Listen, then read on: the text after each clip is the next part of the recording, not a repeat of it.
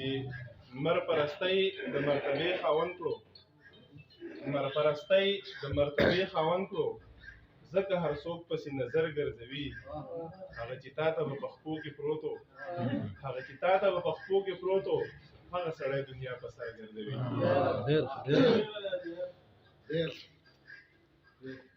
یو نظم دی، مورا نظم دی.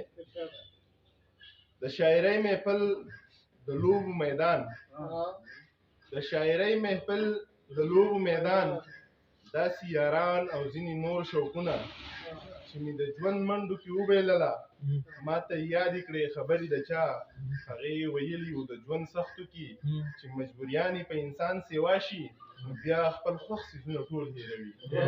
ما د کوشش باوجود هېره نه کړه، هغه په خپل قول رښتونې شوه او هغې خپل خوښ څیزونه ټول هېر کړل. داسې یو نثري نظم درته ووایم.